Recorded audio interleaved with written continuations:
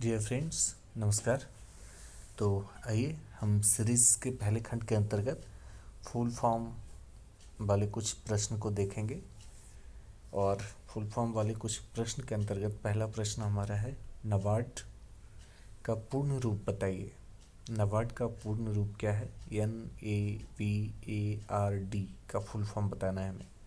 तो इन चारों में से एक ऑप्शन है। आप 5 सेकंड के अंतर्गत बताएं कौन सा ऑप्शन सही है।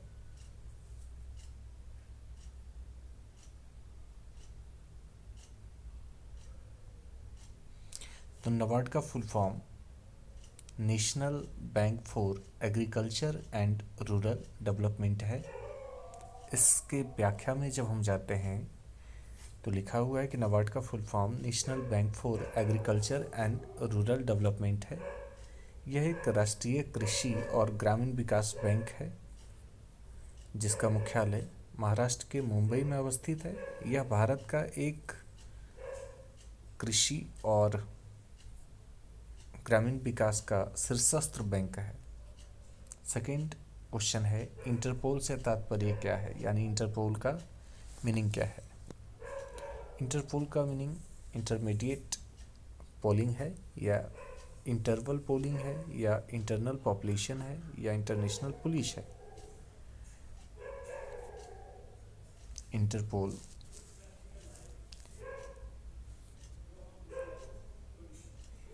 तो इंटरपोल का फुल फॉर्म इंटरनेशनल पुलिस है। अंतर्राष्ट्रीय आपराधिक पुलिस संगठन, जिसे आमतौर पर इंटरपोल के नाम से जाना जाता है, यह एक अंतर्राष्ट्रीय संगठन है जो दुनिया भर में पुलिस सहयोग और अपराध नियंत्रण की सुविधा प्रदान करता है। इसका मुख्यालय लियोन के फ्रांस में है। इसके दुनिया भर में 7 क्षेत्रीय ब्यूरो हैं और सभी 194 देशों में यह स्थित है जो इसके सदस्य हैं। एक राष्ट्रीय केंद्रीय ब्यूरो है जो इसे दुनिया का सबसे बड़ा पुलिस संगठन बनाता है। तो इसमें मैं मुख्य रूप से जानने लायक बातें क्या है, कीवर्ड के तौर पे अगर हम देखें तो यह एक अंतर्राष्ट्रीय आपराधिक पुलिस संगठन है, ये आपको याद रखना है।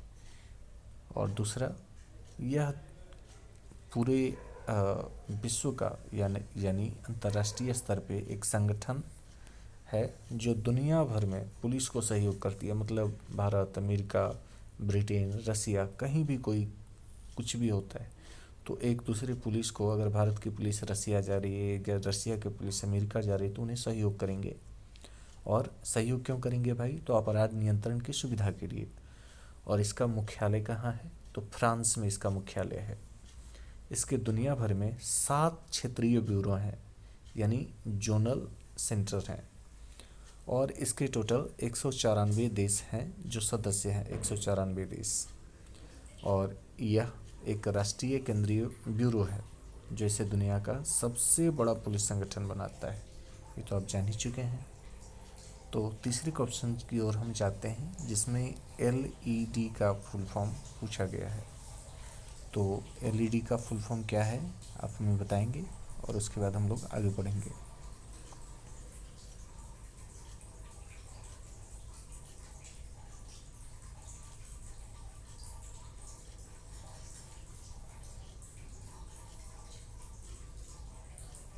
तो LED का full form light emitting diode है।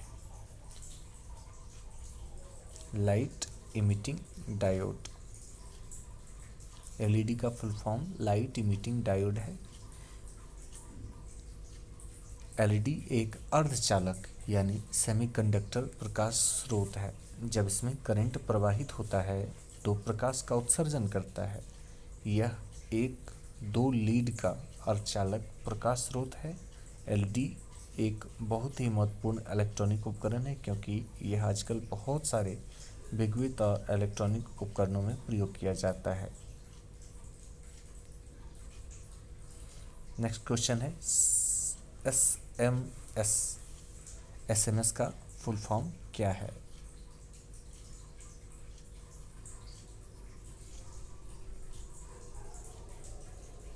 SMS का फुल फॉर्म क्या है?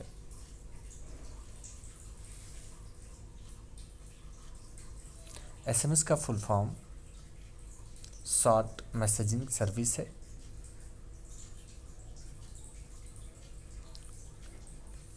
एसएमएस का full form short messaging service है, जो इंटरनेट और मोबाइल डिवाइस सिस्टम का एक पाठ संदेश सेवा घटक है। यह छोटे पाठ संदेशों का आदान प्रदान करने के लिए मोबाइल उपकरणों को सक्षम करने के लिए मानवीकृत संचार प्रोटोकॉल का उपयोग करता है।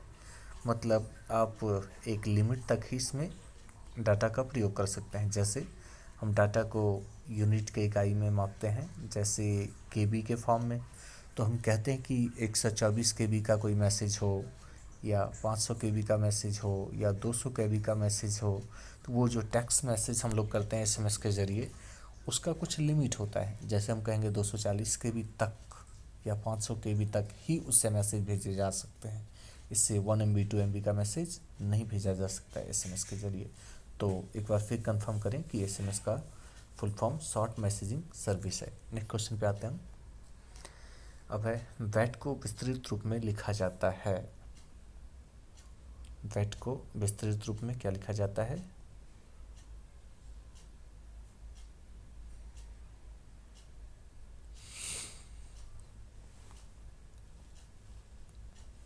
वैल्यू एडिड टैक्स, मूल संवर्धित कर। वैल्यू एडिड टैक्स वैट को संक्षिप्त में वैट संक्षिप्त रूप है, जबकि उसका एक्सप्लेन में हम देखेंगे तो उसका full form value added tax है, या वस्तु और सेवा कर इसे कह सकते हैं। अंग्रेजी में अगर देखेंगे तो इसे हम गुड एंड सर्विस टैक्स कहा जाता है। यह एक उपभोग कर है, यानी कंजम्पशन टैक्स है, किसी भी मूल्य पर जो एक उत्पाद में जोड़ी जाती है वैल्यू एडेड टैक्स को। जैसे आपने वैल्यू एडेड टैक्स के बेसिक में अगर जाएँ तो आपने कोई 10 रुपये का कच्चा माल खरीदा, और 10 रुपये का आपने कच्चा माल खरीदा और उससे रिलेटेड, जैसे 10 रुपये का आपने कच्चा माल खरीदा, उस पर आपने 5 रुपये का और भी कुछ काम किया, ठीक है, और 5 का काम किया तो इसका टोटल हो गया 15 रुपये। 15 रुपये फिर इसमें ट्रांसपोर्टेशन चार्ज या कुछ और इसमें आपने एडिशन किया। जैसे 10 रुपये का आपने लकड़ी खरीदा, 5 रुपये का उसमें आपने कील लगाया, 15 रुपये हो गए। 15 रुपये आपको उसमें मैकेनिक का चार्ज देना पड़ा, कितना? 15 रुपये और आपने जब दिए तो पता चला टोटल अमाउंट कितने हो गए इसके? 30 हो गए। तो 30 रुपये आपका लागत लगा किसी वस्तु पे, तो ये टोटल इसे हम कहेंगे 30 रुपया टोटल वस्तु का प्राइस कितना हो गया? 30 रुपीज़। और इसमें ये तो मूल प्राइस है 10 रुपया, इस पर हमने वैल्यू एडिट किया 5 रुपया यहाँ पर, और सेकंड हमने किया 15 रुपये यहाँ पर। तो ये दोनों 15 और प्लस 5, ये 5 और ये 15, ये दोनों क्या है? वैल्यू एडेड टैक्स है। नेक्स्ट क्वेश्चन पे हम चलते हैं। सार्स, सार्स को विस्तृत रूप में लिखा जाता है। SARS,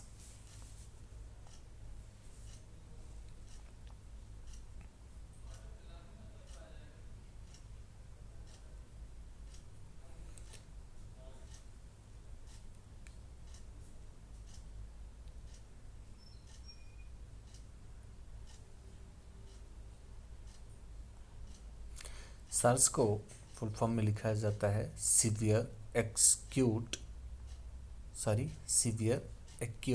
respiratory syndrome. Severe acute respiratory syndrome यह एक जेनेटिक मूल का एक वायरस श्वसन रोग है। जेनेटिक किसे कहा जाता है? तो जेनेटिक जो जानवर से रिलेटेड कुछ भी डिजीज़ होता है उसे हम जेनेटिक कहते हैं।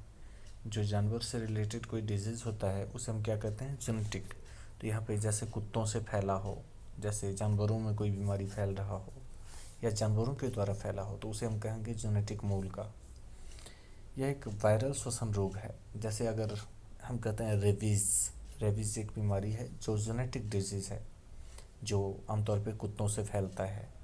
तो इसी प्रकार जेनेटिक मूल का एक वायरस श्वसन रोग है जो 2000 के दशक में प्रारंभ सीवियर एक्यूट रेस्पिरेटरी सिंड्रोम यानी कोरोना वायरस सार्स कोव या सार्स कोव 1 के कारण सामने आया था। आप जानते हैं अभी कोविड का दौर चल रहा था कुछ दिनों पहले, और यह भी एक जो सार्स है वह कोविड सीरीज का ही एक वायरस है, जिसे जो क्या करता है, इसके रेस्पिरेटरी सिंड्रोम कोरोना वायरस, यानी हमारे रेस्पिरेटरी सिस्टम में कुछ डिस्टर्बेंस लाता है और उसके बाद उसे धीरे धीरे धीरे धीरे क्या करता है, हमारे रेस्पिरेटरी सिस्टम को डिस्टर्ब कर देता है, और इसे कहा जाता है SARS corona virus. SARS corona virus प्रजातियों का पहला पहचाना गया तनाव है। गंभीर तीव्र श्वसन सिंड्रोम संबंधी कोरोना वायरस, जिसे सार्स आर को कहा जाता है। अभी जो हम कोरोना वायरस को देख रहे हैं यह इसी का एक रूप है, जिसे हम कोविड-19 के नाम से जानते हैं। नेक्स्ट क्वेश्चन पे हम आगे बढ़ेंगे। आरबीआई का विस्तारित रूप क्या है? ये तो सभी लोग जानते होंगे आमतौर पे। आरबीआई का full form reserve bank of India है। भारतीय रिजर्व बैंक यानी reserve bank of India Bharat का केंद्रीय बैंक है। यह भारत के सभी बैंकों का संचालन करता है और रिजर्व बैंक भारत की अर्थव्यवस्था को नियंत्रित भी करता है। तो ये आरबीआई से रिलेटेड कुछ फैक्ट हैं। और नेक्स्ट हम देखेंगे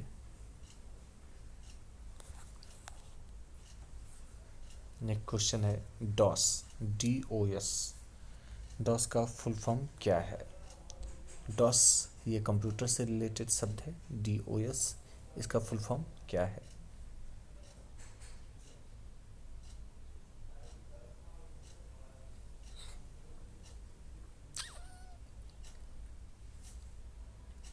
तो इसका full form disk operating system है। डॉस का डॉस एक ऑपरेटिंग सिस्टम है। किसी कंप्यूटर सिस्टम के सरल कार्यों को करने के लिए यह एक महत्वपूर्ण सॉफ्टवेयर है। इसका पूरा नाम डिस्क ऑपरेटिंग सिस्टम है। डॉस हार्डवेयर और सॉफ्टवेयर के बीच एक माध्यम का कार्य करता है। नेक्स्ट क्वेश्चन है एटीपी का पूर्ण रूप विस्तार सही है, यानी एटीपी का फुल फॉर्म क्या है? ये साइंस वाला एटीपी है, बायोलॉजी वाला, ध्यान में रखेंगे।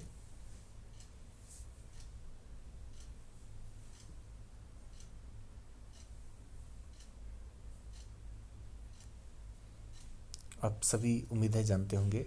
इसका फुल फॉर्म है एडेनोसाइन ट्राइफॉस्फेट। एटीपी का फुल फॉर्म एडेनोसाइन ट्राइफॉस्फेट है।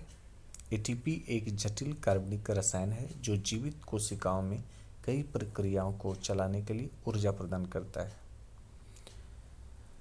तंत्रिका आवेग प्रसार, मांसपेशियों में संकुचन और रासायनिक संश्लेषण का भी कार्य करता है। आप जानते हैं कि जब हमारे भोजन का कुछ अंश हम जैसे मुख से अंदर लेते हैं तो उसमें कुछ लार ग्रंथियां हमारी कार्य करती है और उसमें लार का मिश्रण होता है। उसके बाद उसको तोड़ा जाता है और तोड़ने के पश्चात जो हम दांतों से तोड़कर उसे अंदर की ओर लेते हैं, उसे महीन टुकड़ों में बांटते हैं। उसके बाद क्या होता है, उसको धीरे धीरे उसे गलाया जाता है एंजाइम के सहारे। एंजाइम के सहारे उसे गलाने के बाद उसका जो मूल कण बच जाते हैं, जो महीन कण बचते हैं, उनको क्या करता है, एटीपी में तोड़ा जाता है। एटीपी में जब उसे 3 माइक्रो लेवल पे तोड़ा जाता है, जिसे हम एडिनोसाइन ट्राइफॉस्फेट कहते हैं, उसके बाद उससे हमें एनर्जी प्राप्त होती है, यानी प्रोटीन की प्राप्ति होती है, जो हमारे सेल के लिए अति लाभदायक है। नेक्स्ट क्वेश्चन पे हम चलेंगे। नेक्स्ट क्वेश्चन है डीवीडी का फुल फॉर्म क्या है?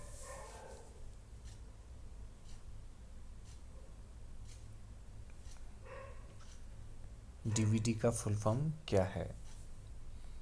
डीवीडी का full form digital versatile disc है। अंकीय चित्रण चक्रिका या अंचिक डीवीडी जिसे डिजिटल वर्सटाइल डिस्क या डिजिटल वीडियो डिस्क के रूप में भी जाना जाता है। एक optical disc storage media format है और इसे 1995 में सोनी, पैनासोनिक और सैमसंग द्वारा विकसित किया गया और आविष्कार किया गया। इसका मुख्य उपयोग वीडियो और डाटा का भंडारण करना है। डीवीडी का आकार कॉम्पैक्ट डिस्क यानी सीडी के समान ही होता है, लेकिन ये 6 गुना अधिक डेटा भंडारण करता है। ये रहा हमारा आज का फर्स्ट सीरीज़ का लेक्चर 1 रहा और इसे हम शॉर्ट टर्म में समाप्त करना चाहेंगे और हम लोग फिर फुल फॉर्म के दूसरे खंड में आते हैं और उससे रिलेटेड कुछ प्रश्न को सॉल्व करने का कोशिश करेंगे। तब तक के लिए धन्यवाद।